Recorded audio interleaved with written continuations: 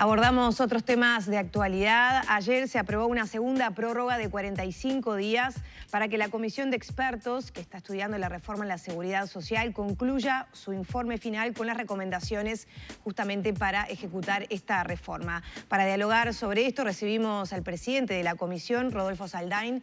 Nuevamente bienvenido a Arriba Gente. Muchas gracias, un gusto estar de nuevo con ustedes. Bien, buen día. Bueno, ¿qué ha pasado bueno, se pidió nuevamente una prórroga en otra etapa de trabajo de esta comisión?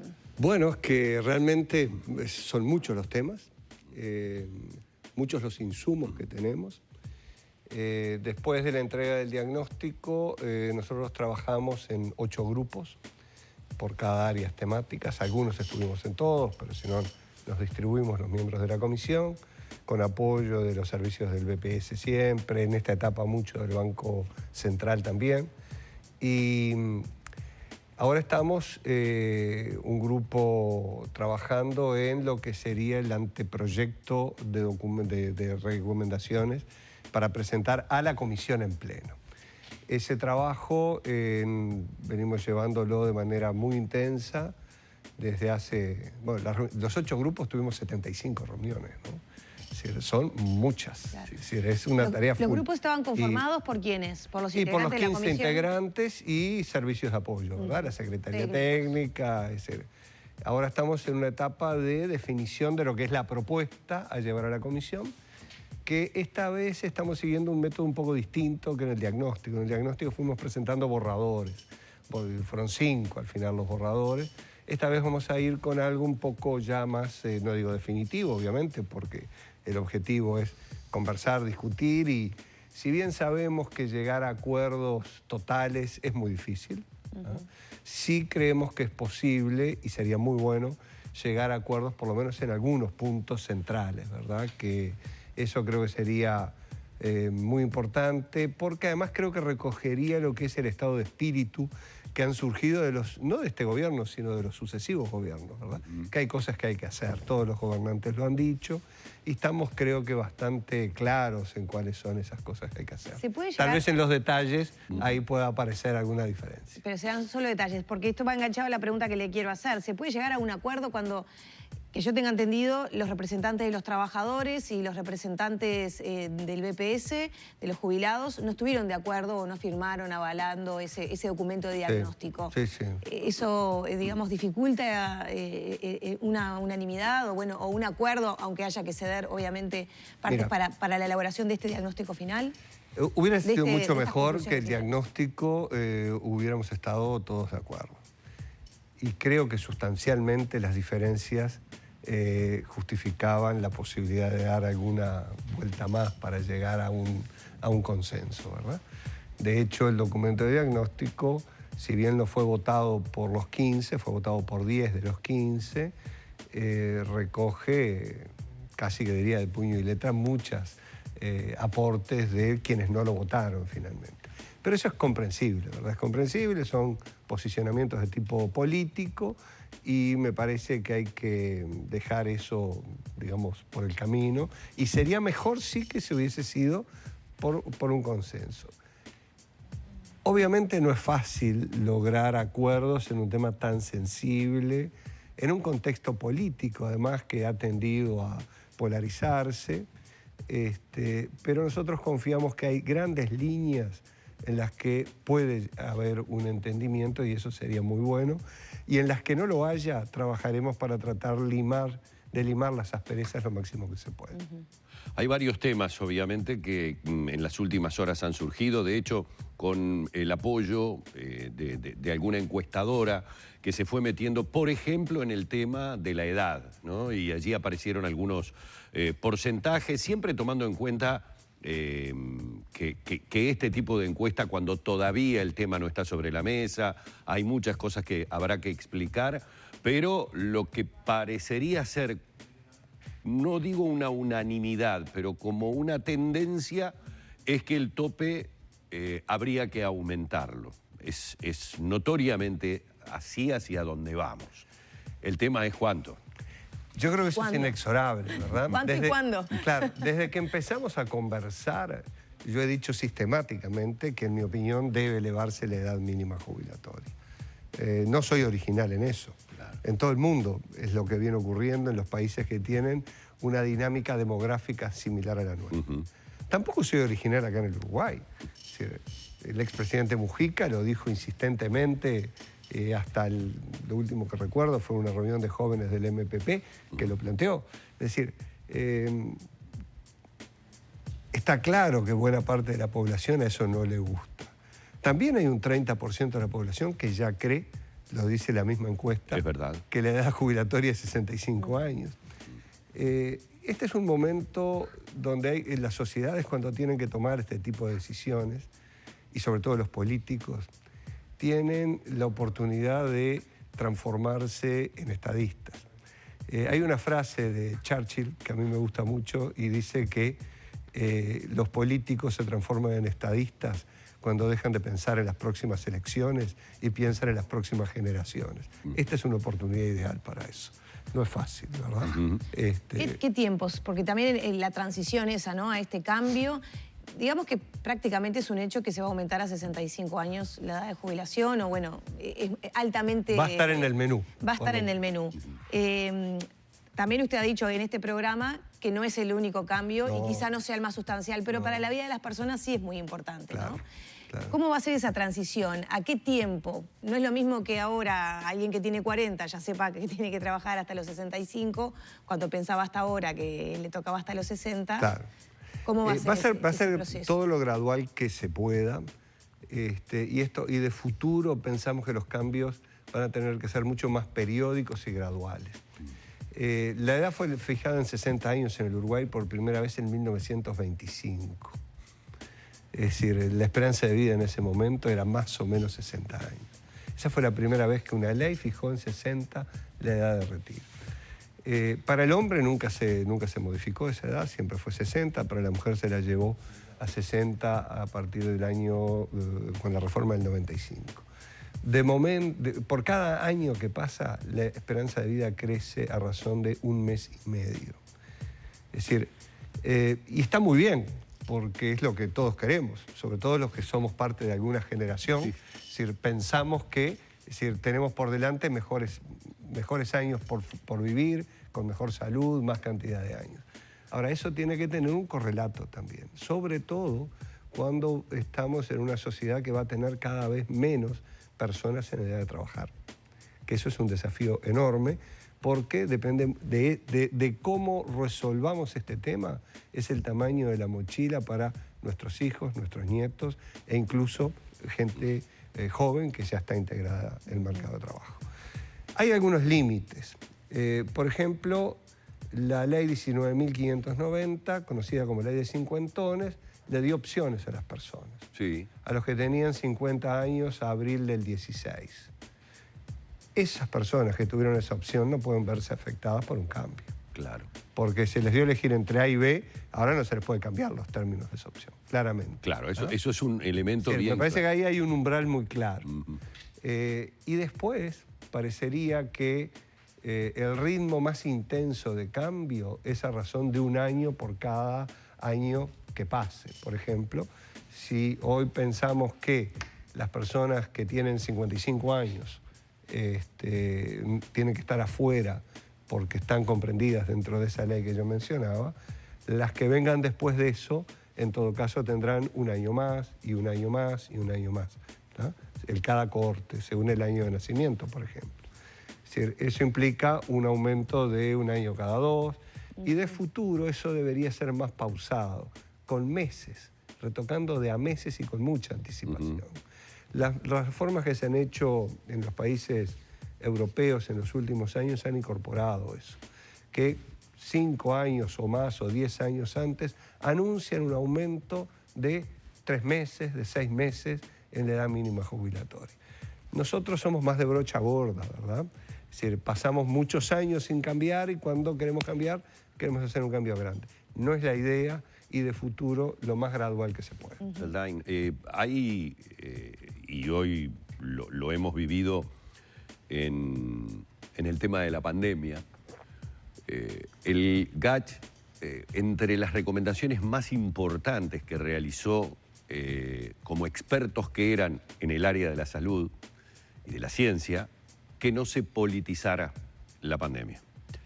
Evidentemente me imagino que desde su lugar como experto en seguridad social también aspira a que no haya una politización o una ideologización del tema, no solo del diagnóstico, sino de las soluciones, que es lo más importante, que se van a presentar. Pero ya aparecen voces hablando de la caja militar, aparecen voces que siguen insistiendo sobre el sistema de las AFAPs, de lo que significan los miles de millones de dólares que supuestamente les permite lucrar con los aportes de los trabajadores. En esos temas, ¿también hay un análisis de hacia dónde y de qué manera se debe ir? Sí, decididamente, ¿verdad? La tarea nuestra tiene algunos puntos que son, diríamos que muy técnicos, muy matemáticos, ¿no? Y tiene otros que es de preferencias, ¿no? Más políticos. Ahí hay una diferencia marcada con probablemente lo que fue la tarea del GACH, que toda la sociedad valora altamente, ¿verdad? En la nuestra hay un componente sí que es de técnica dura, es la matemática actuarial y digamos eso, los sistemas se equilibran de 2 o 3 maneras, hay 4 variables, 5 que se pueden mover y no mucho más. Eso es matemática y eso es ciencia dura, diría. Hay otra parte que son preferencias. Y los temas que tú planteabas tienen decididamente que ver con ambas cosas. El tema militar claramente es un tema que está en la agenda, claramente allí hay oportunidades de mejora en el sistema. A mí me gusta defender un principio de igualdad, ¿verdad? Que ante la misma contingencia todas las personas tienen que tener la misma cobertura, reconociendo diferencias cuando se dan algunas circunstancias. Primero, un fundamento muy claro de por qué una diferencia, policías ejecutivos, soldados. Claramente allí hay un elemento que hace pensar que no es razonable tener un policía ejecutivo en la calle con 65 años, ¿no? Son cosas que hay que contemplar. Correcto. También la diferencia tiene que tener razonabilidad, no porque haya una diferencia en condiciones de acceso, por ejemplo, tiene que haber una diferencia en montos o en forma de liquidación de los beneficios. Sorteados esos controles de legitimidad de la diferencia, creo que hay que reconocerlas. En el caso del régimen especial de los militares, hay algunos elementos que no sortean satisfactoriamente, en mi opinión, ese control de legitimidad de la diferencia. Es difícil pensar cómo se fundamenta que un odontólogo de sanidad militar, un contador del Ministerio de Defensa o un, no sé, otorrino tenga un régimen diferente por trabajar en el Ministerio de Defensa que por trabajar en ACE. No está clara esa diferencia. Claramente, cuando esa persona está expuesta en una misión de paz y demás, bueno, tendrá una bonificación, ¿no? Claro. Pero no con el carácter general que tienen hoy tan marcado. Allí hay un tema, hay otros, ¿verdad?, que se pueden plantear. El caso de las AFAPs que tú planteabas también es un caso muy interesante de revisar. La reforma del 95 apostó a que la competencia iba a llevar a una reducción de costos, como se ha visto en otros ámbitos de la actividad, telecomunicaciones. Es decir, cuando incorporamos en el país más cantidad de empresas vendiendo telefonía celular, los costos bajaron, claramente, y hoy hay opciones. En el mercado de administradores de fondos de ahorro previsional eso no operó, no funcionó. Y recién en la misma ley del año 17 se tomó una medida de control, de fijación de precios máximos. Y allí las comisiones se derrumbaron, cayeron notoriamente.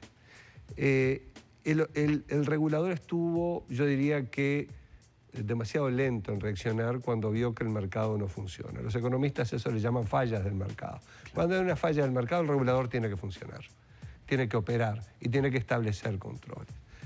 Cuando los estableció, las comisiones bajaron mucho y hoy, que todavía tienen algún margen por aspectos de diseño y demás que pueden mejorar, hoy son significativamente menores de lo que eran. Pero es un tema bien importante también a abordar y nosotros en las recomendaciones vamos a estar haciendo planteos en ese sentido, planteos en el sentido de dar mayores opciones de inversión, mayores opciones de, sobre todo para fondos para personas más jóvenes, con mayores niveles de riesgo.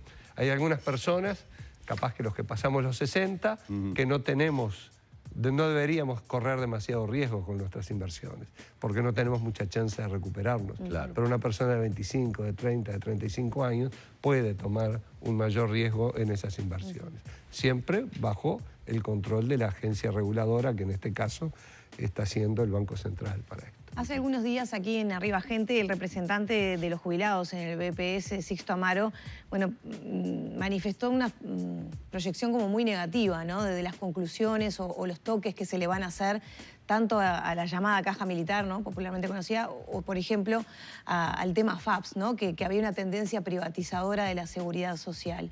Esos retoques que usted mencionaba, ¿por qué camino van a ir entonces? Me parece que los caminos que estamos transitando son algo diferentes, ¿verdad?